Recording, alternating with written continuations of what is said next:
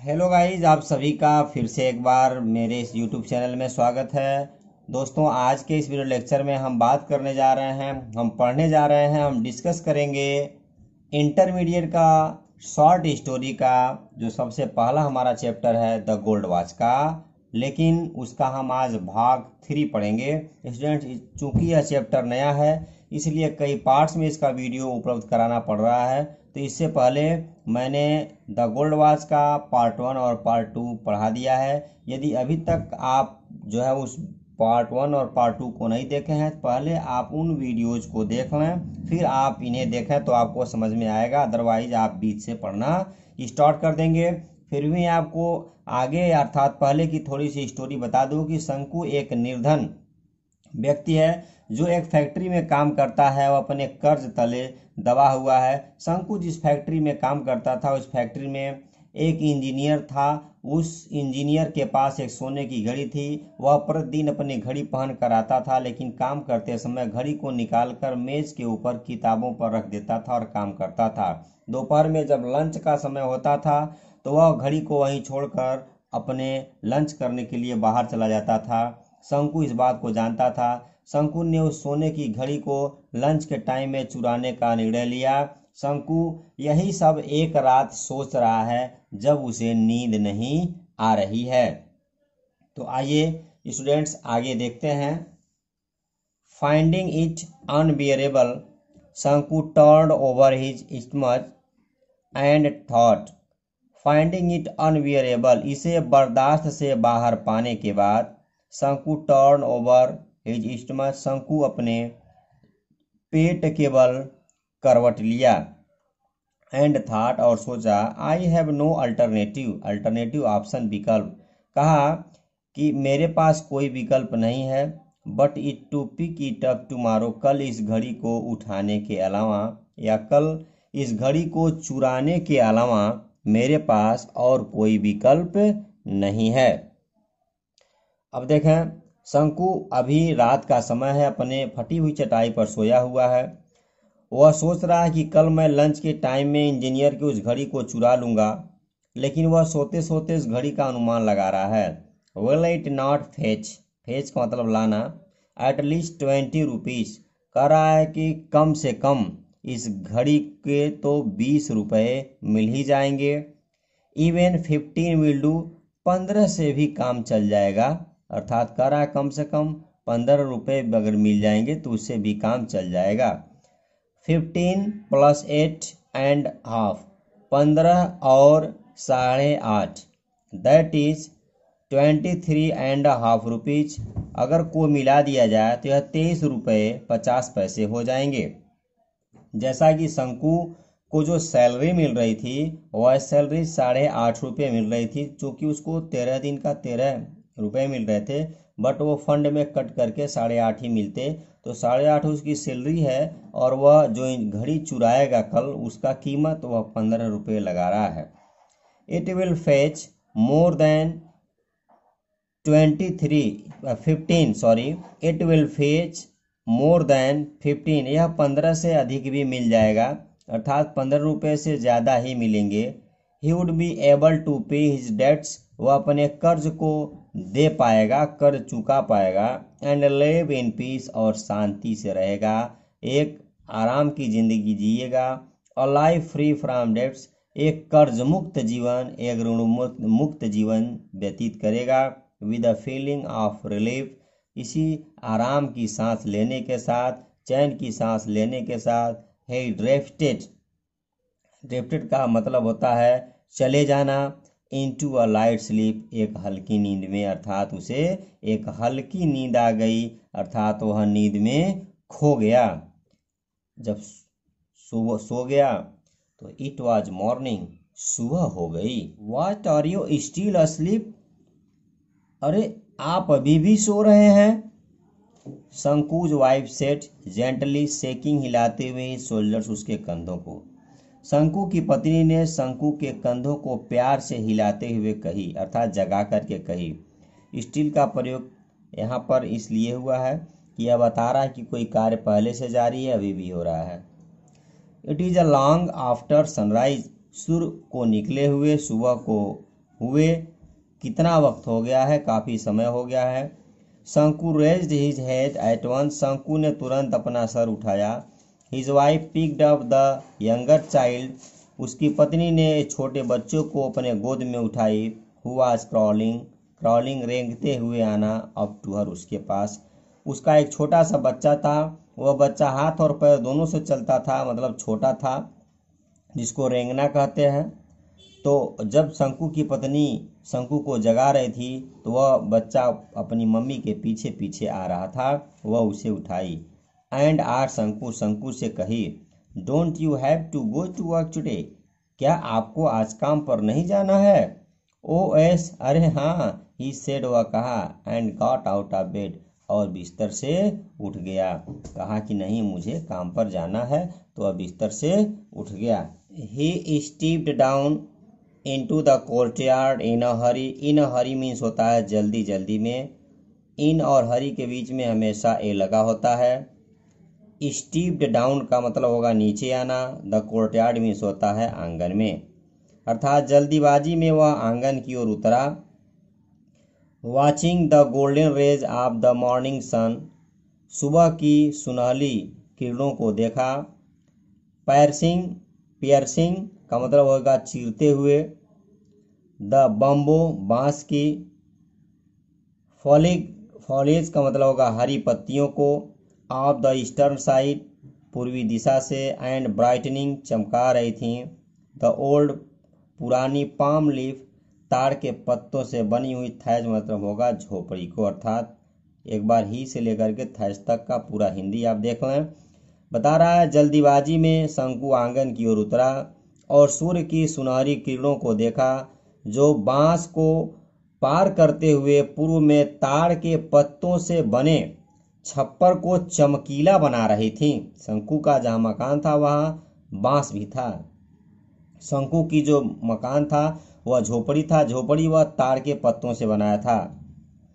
ही washed his face, वह अपने चेहरे को धुला। एंड हैंड्स, हाथ को धुला, हाथ और चेहरों को धुला, हाथ मुंह धुला। एज यूजुअल का मतलब होगा रोज की तरह से, अर्थात हमेशा की तरह से। Put on his working clothes, अपने कपड़ों को पहना। And was about to leave for his factory, और वह अपने फैक्ट्री या कारखाने के लिए निकलने ही वाला था। व्हेन हिज वाइफ सेड, तभी उसकी पत्नी ने उससे कही। एज यूजुअल का मतलब होगा रोज की तरह से। जैसे मैं रोज की तरह से सुबह में 7 बजे वीडियो अपलोड करता हूं तो एज यूजुअल हो जाएगा। नेक्स्ट देखें, लिसन, सुनिए। You must buy some ointment, मतलब होता है मलहम, फॉर द चाइल्ड, बच्चे के लिए। शंकु की पत्नी ने शंकु से कही, सुनिए, आप इस बच्चे के लिए कोई मलहम लेते आना। She threw a commanding look at him, वह शंकु के ऊपर एक आदेशात्मक दृष्टि डाली या आदेशात्मक स्वर में उससे कही। शंकु फेल्ट, शंकु ने महसूस किया, दैट की, ईच, प्रत्येक। द सोर, सोर का मतलब यहाँ होगा घाव। ऑन द चाइल्ड्स, बच्चे के। फेस्टरिंग मतलब होगा फोड़े से भरा हुआ, बॉडी, शरीर। वाज स्टेयरिंग अर्थात घूर कर देख रहा हो, एट हिम, उसके तरफ। इन अ ग्रुसम वे, ग्रुसम का मतलब होगा अजीब तरह से, अर्थात फिर से एक बार अर्थ देखें। शंकु को यह एहसास हुआ कि बच्चे के रोगग्रस्त शरीर का हर घाव उसे एक अजीब नजरों से, अजीब तरह से घूर रहा है। इसका तात्पर्य है कि शंकु का जो छोटा बालक था, जो कुछ समय पहले अभी जब शंकु की पत्नी शंकु को जगा रही थी तो वह रेंगते हुए अपनी माँ के पास आया, जिसे उसकी माँ ने गोद में उठाई थी। उसके बॉडी पर फोड़े निकले थे, उन फोड़ों ने घाव कर दिया था, उसको दवा की जरूरत थी। तो शंकु की पत्नी ने शंकु से फुंसियों वाला कोई मलहम लाने के लिए कहा, ऑइंटमेंट लाने के लिए कहा। A moment passed in a silence, बता रहा है कि एक क्षण जो है यह शांति से बीत गया। एक क्षण शांति से ही बीत गया, एक क्षण शांति में बीत गया। देखिए क्यों। व्हाट सॉर्ट ऑफ ऑइंटमेंट, कैसा मलहम। शंकु आस्क्ड लाइक अ फूल, शंकु ने एक मूर्ख की भांति पूछा। दोस्तों, जब आदमी के पास पैसे नहीं होते हैं तो उसका दिमाग काम नहीं करता है। शंकु के पास एक भी पैसे नहीं थे। कर्ज में वह दबा हुआ था। वह कर्ज तले दबा हुआ था। ऑइंटमेंट फॉर द सोर्स, फुंसियों वाला मलहम, घावों के लिए मलहम। कॉन्टिन्यू द वाइफ, पत्नी ने कहना जारी रखा या पत्नी ने कही। यू मीन, आपका तात्पर्य है, आपका मतलब है। You have not seen the sores all over the child's body, कि बालक के जो पूरे शरीर पर घाव निकले हैं, आप लग रहा है आप उन्हें देखे नहीं हैं। आप यह किस तरह से बात कर रहे हैं? एस, हाँ। हाउ मेनी पैसे worth of ointment, worth means कीमत होगा। कितने कीमत वाला मलहम मैं लाऊंगा, कितने पैसे वाला मलहम आ जाएगा। एटलीस्ट 13 पैसे वर्थ, कम से कम 13 पैसे। वी मस्ट अप्लाई, अप्लाई का मतलब यहाँ लगाना होगा, हमें अवश्य लगाना चाहिए। इट इसे फॉर 3 days एटलीस्ट, एटलीस्ट मतलब होगा कम से कम, कम से कम हमें इस मलहम को 3 दिन तक लगाना पड़ेगा। लिखा है। Shanku began to walk with a bent head, bent मतलब झुके हुए, हेड मतलब सर से, अर्थात शंकु अपना सर झुका करके, अर्थात झुके हुए सिर के साथ आगे बढ़ा फैक्ट्री की ओर। प्लीज, अब उसकी पत्नी निवेदन कर रही है, कृपया। She called out in a soft voice, वह मधुर स्वर में धीरे से कही। शी लुक्ड, शंकु लुक्ड बैक, शंकु ने पीछे देखा। जब शंकु की पत्नी ने जो है प्लीज कही, कृपया कही। शी स्पोक जेंटली, वह शांति से कही, वह धीमे स्वर में कही। प्लीज ब्रिंग 2 ripe बनानाज, कृपया 2 पके केले लेते आइएगा।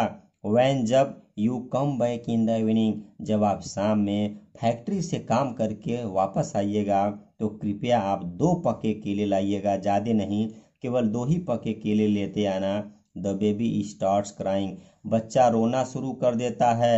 सब्जेक्ट प्लस स्टार्ट प्लस मेनू की फर्स्ट फॉर्म में आईएनजी, कोई काम शुरू हो जाता है। मैं पढ़ाना शुरू कर देता हूँ। आई स्टार्ट टीचिंग, आप पढ़ना शुरू कर देते हैं। You start reading. At night, रात के समय में। I have no milk to give him, मुझे उसे देने के लिए दूध नहीं होता है, अर्थात मेरे पास उसे देने के लिए दूध भी नहीं है। स्टूडेंट्स, शंकु के लिए यह एक और मुसीबत बन गई कि मलहम लाना है, उसके बाद केले लाना है। शी स्टूड, वह खड़ी रही, देयर, वहाँ, पुलिंग, खींचते हुए अप ऊपर, हर ब्लाउज, अपने ब्लाउज को, विद हर लेफ्ट हैंड, अपने बाएं हाथ से, अर्थात वह वहीं पर खड़ी रही और अपने बाएं हाथ से अपने ब्लाउज को ऊपर की ओर खींची। देन, तब। शंकु नोटिस, शंकु ने देखा, हर बेले बल्जिंग आउट, कि उसका तो पेट बाहर की ओर निकला हुआ था, अर्थात उसके पेट में उभार था। स्टूडेंट्स, कह रहा है was at another burden on the way, अरे यह तो एक नया उसके ऊपर बोझ आने वाला है। अर्थात शंकु ने जब अपनी पत्नी के पेट में उभार देखा तो वह एक और बोझ को सोच करके हैरान हो गया। शंकु आज स्टन्ड, बता रहा है, स्टन्ड का मतलब होता है आश्चर्यचकित रहना। शंकु आश्चर्यचकित रहा। ही कॉस्ड हिमसेल्फ, वह अपने आप को, स्वयं को कोसने लगा, कोसा। एंड, और, विद अ डीप साइट, एक गहरी सांस लेते हुए, ही रिज्यूम्ड वॉक, रिज्यूम्ड का मतलब होगा पुनः शुरू किया, चूंकि रुका था तो रुकने के बाद कोई काम शुरू करेंगे तो रिज्यूम्ड हो गया। His walk to the factory, factory की ओर वह पुनः रवाना हुआ। लिसन, सुनिए। डू नॉट फॉरगेट, भूलिएगा मत। द वाइफ रिमाइंडेड, शंकु की पत्नी ने उसे दोबारा याद दिलाई। शंकु नोडेड हिज हेड, शंकु ने सहमति में अपना सर हिला दिया, नोडेड हिलाना। एंड वॉक डाउन, और चलना जारी रखा, अर्थात वहां से चला गया। कहने का तात्पर्य यह है कि शंकु की पत्नी प्रेग्नेंट थी, गर्भवती थी, उसको, उसके पेट में एक और बच्चा पल रहा था।